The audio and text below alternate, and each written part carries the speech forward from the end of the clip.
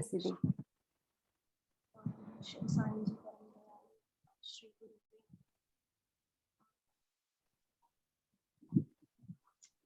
Jai Shri Krishna to everyone and Jai Shri Krishna to my teachers, Anchal Didi and Shraddha Didi. Before I start summarization of 12th Adhyay, I just want to give a brief description of Gita Ji. Gita Ji is actually divided into three yogas. First 6 Adhyay are of Karma Yoga. In between 6 Adhyay are of Bhakti Yoga. And last 6 Adhyayas are Gyan Yoga. So as the Vishwaroop Virat Roop Darshan ends in 11th Adhyay, as the Adhyay ends in the last shloka, Thakurji says, the one who does every karma for me, who is only dependent on me, and who develops the true relation with me with love, such person will lose all addictions of this world. Such bhakta leans into me, means reaches the abode of Lord. From 7th to 11th Adhyay of Gita Ji, Lord has explained Arjuna about Ishvara with form and Ishvara without form. Ishvara, Sagun, Sakar, and Ishvara without form is Nirakar. And in the end of the 11th Adhyay, as Lord Krishna explains the importance of Bhakti and its result, due to this, the question arises in Arjuna's mind, who is superior, the one who worships Lord with form or one who worships Lord without form? So the 12th Adhyay, which is Bhakti Yoga, it starts with the question from Arjuna to the Lord, which is एवं सतत युक्ता ये भक्त्वा स्वाम पर्युपासते ये चाप्यक्षरम अव्यक्तं तेषां के योग वित्तमाः.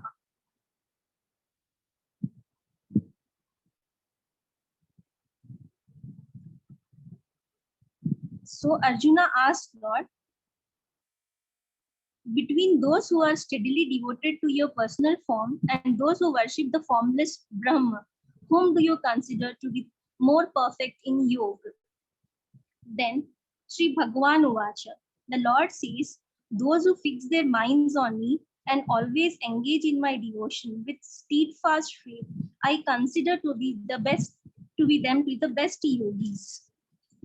For this, I just want to give a little example. It is said that the mind thinks of the person, as our mind thinks of the person or the things to whom we are attached to or we love, we do chintan of it. For example, as we are attached to our kids, our life partner, friends, family, on a daily basis, we do chintan of them, like of their well-being, what all they are doing, are they okay, in all the ways in day-to-day life. In similar way, if we do this with our God, with our Supreme Lord, then similarly, if we put our mind in Him, we'll definitely do the chintan of the Lord. That's just with my buddhi, I just wanted to convey this message. Now in the 3rd and 4th shloka, Lord again, here the Lord talks about Nirakar Swarup.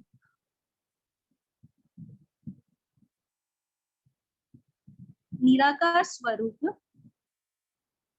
I would like to say as it's it doesn't.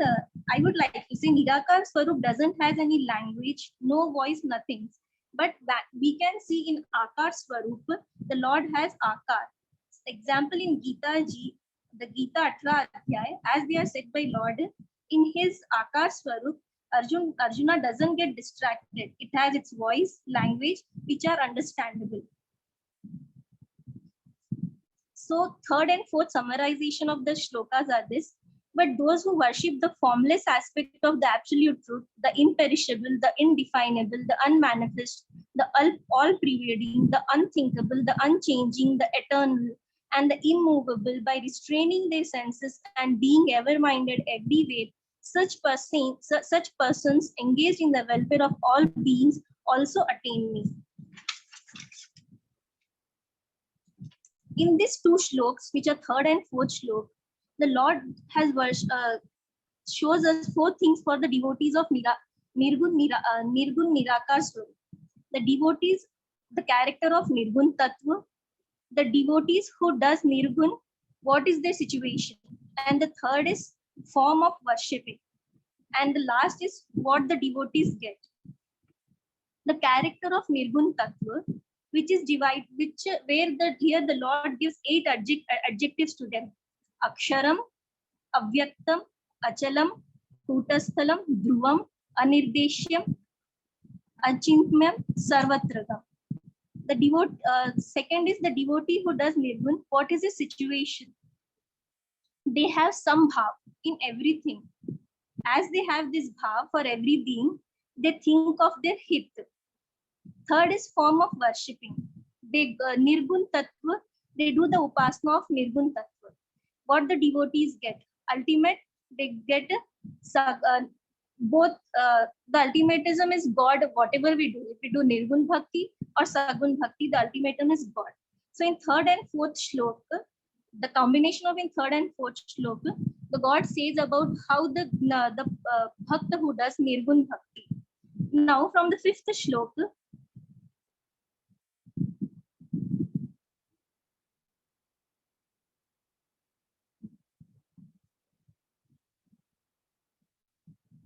in the fifth shloka, the God has the summarization of the fifth shloka. For those whose minds are attached to the unmanifest, the path of realization is full of tribulations.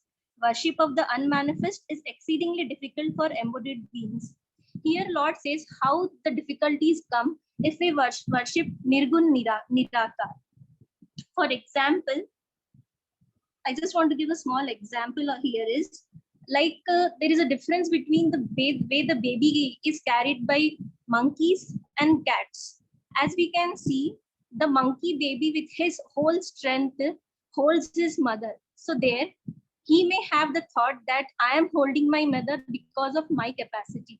In the same thing, in Nirgun Nirakar Swarup also this may happen. As we worship Lord with various sadhans, whatever we do, we think that it is because of our capacity or whatever we are doing, that is our capacity. That's why we are what we are attaining with any sadhan, our Supreme Lord. But the same thing is different when it's come to Akar Swarup. In Akar Swarup, we can have our man and buddhi both in Lord, because there we are worshipping the Akar Swarup of the Lord.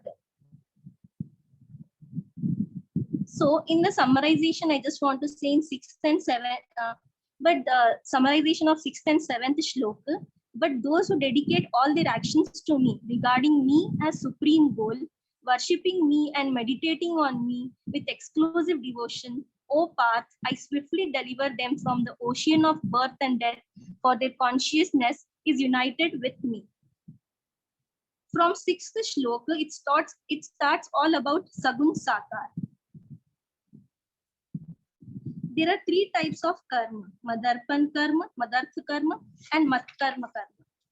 In Madarpan karma, any karma we start anyway, but at the end we devote that to Lord.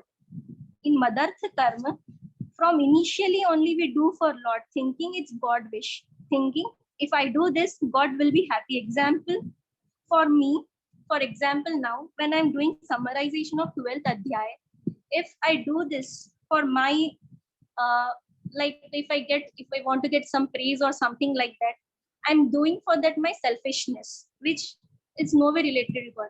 In other way round, if I think like this, if I do the summarization of 12th Adhyay, which will be helpful to my classmates, and which somewhere my God will be happy, oh, she's doing this. And that is nothing but Madartha karma. And Mat karma karma, this is God's, if we think in this way, this is the God work we are doing. For example, our Gita Parivar, they are doing this because they think the voice of the Lord should lead to every common human being. That's why. So that is the difference between all the 3 karmas, that is Madarpan, Madartha karma, and Mat karma karma. Mat paraha, totally dependent on God. If we think God, whatever we do, good deeds, if we think it's all because of God, we do not get attached to it. And when we do not expect anything, then as we do not expect anything, we don't get hurt. When we don't get hurt, we cannot do any bad deeds. That is called as ashubh kriya. Now I just want to do summarization. It is not at all easy to come out of all this mrityu samsara sagar. This world is called as mrityu samsara sagar. It is not very easy to come out of this. As everybody knows, we revolve in this birth and death. But here Prabhu is telling in 7th adhyay to Arjuna, hey Arjuna, if somebody with ananya chit say, ananya chit means ekagra, with devotion, prem purvak, with love, if he is parayan with me, then I take out him of this mrityu samsara sagara. Just a second.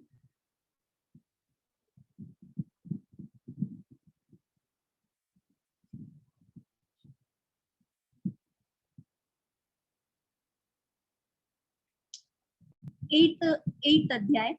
Fix your mind on me alone and surrender your intellect to me. Thereupon will always live in me. Of this there is no doubt. Now Prabhu starts talking about how to become such a Shreshta yogi. In this shlok, Samarpan, surrender yoga group sadhan is explained. Man and buddhi, mind and intellect. The word Sanshay here is used because somewhere Arjunji has doubt. How can this happen? So Lord says, if once you devote your mind and intellect, definitely you no need to worry what will happen even if I do this. Definitely, once you do this, I am with you and I'll take care of you. 9th shlok. If you are unable to fix your mind steadily on me, O Arjun, then practice remembering me with devotion while constantly restraining.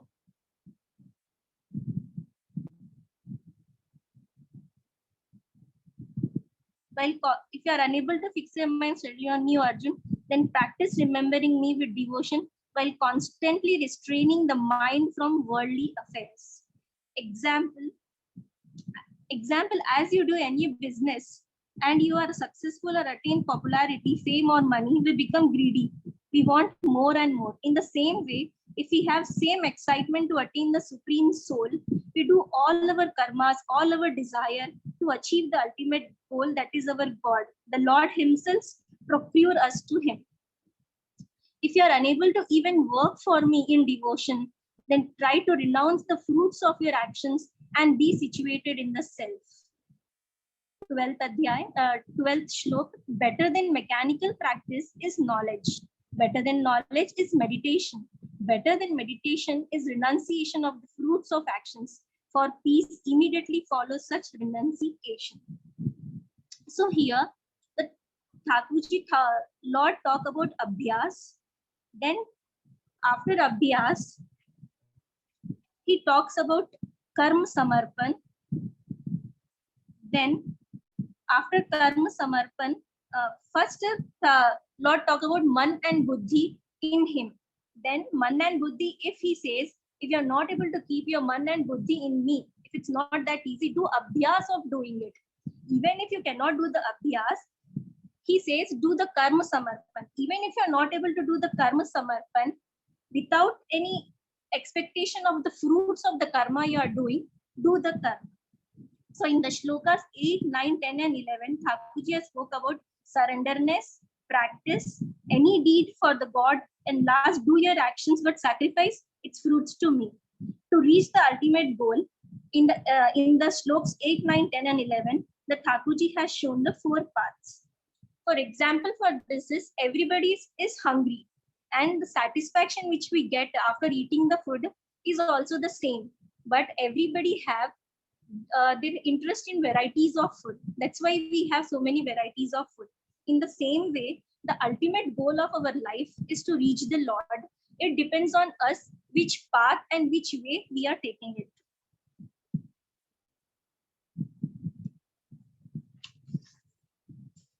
Now, after explaining everything about Sagun Sakar and Sagun Nirakar and about the paths of it, now the Thakurji talks about how to become such a Shreshta Bhakt. The gun of Bhakt now we are talking about. The qualities of Bhakt. In 13th and 14th Shlok, the Lord has spoken about the 12 qualities which Bhakt is very priya to him. No grudge against anybody. He should be friendly, kind, mamta and ahamta rahit. Mamta is like getting affection. As we take birth here in this world, we get attached to each and everything. Like starting as we take birth, we get attached to our mother. Similarly, we get engaged in all the relations. Then there comes ahamta. Ahamta is me. This is me. I am doing it. So the bhakt should be, he's be rahit of mamta and ahamta. Whatever living his life is into, he should, when in his happiness and sad, he should be some forgiveness. He should be forgivable. He should be satisfied whatever he's getting. His atma should be in control, and he should be determined. Drad nishchay. In the 15th shlok again, the Thakurji again talks about the 6 qualities of the bhakt, which are those who are not a source of annoyance to anyone, and who in turn are not agitated by anyone, and who are equal in pleasure and pain, and free from fear and anxiety. Such devotees of mine are very dear to me. Similar again in the 16th shlok, the Lord continues the qualities of his priya bhakt. Those who are indifferent to worldly gains, externally and internally pure, skillful, without cares, untroubled, and free from selfishness in all undertakings. Such devotees of mine are very priya to me. In the 17th shlok, also, the Lord continues the same thing.